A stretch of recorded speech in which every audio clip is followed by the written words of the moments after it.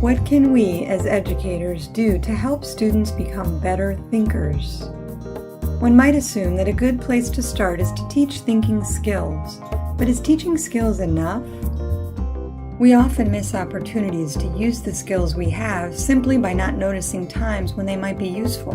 Good thinkers not only know how to think creatively, critically, and deeply, they actually do it. They have a repertoire of thinking moves to draw on, they're inclined to use them, and they're sensitive to the times when thinking would be helpful. In other words, they're in the habit of observing, analyzing, and questioning.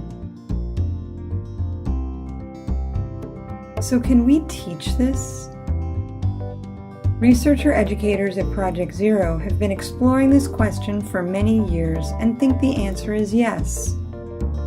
The thinking routines they have developed as part of their research invite learners of any age to be close observers, to organize their ideas, to reason carefully, and to reflect on how they're making sense of things. These routines are flexible enough to be used to engage learners with any artifact, system, or concept, including their own thought processes.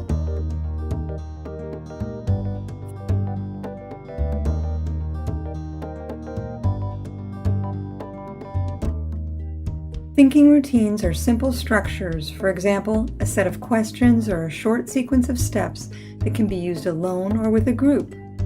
They are designed to be easy to remember, practical, and to invite a broad range of thinking moves.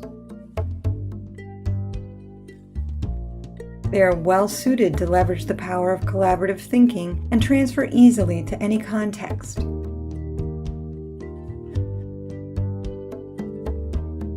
You can use them without training or prior experience, figuring out how they work along with your students just by using them.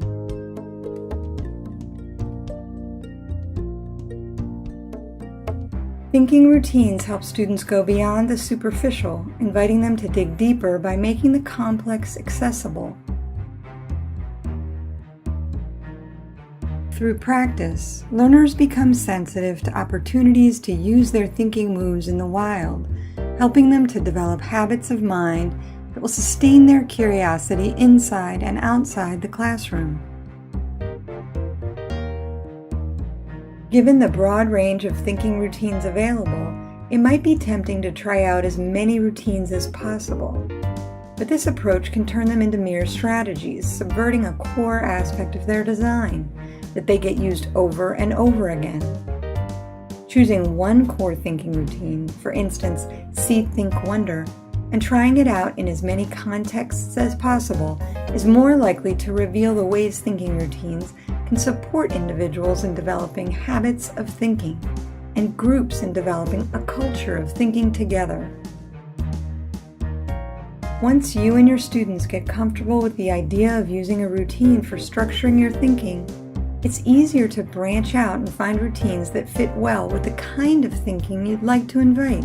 For instance, asking deep questions, making connections, coming up with explanations, challenging those explanations, and exploring alternative perspectives. Thinking routines might at first seem too simple, but it is their simplicity that makes them easy to remember and to use.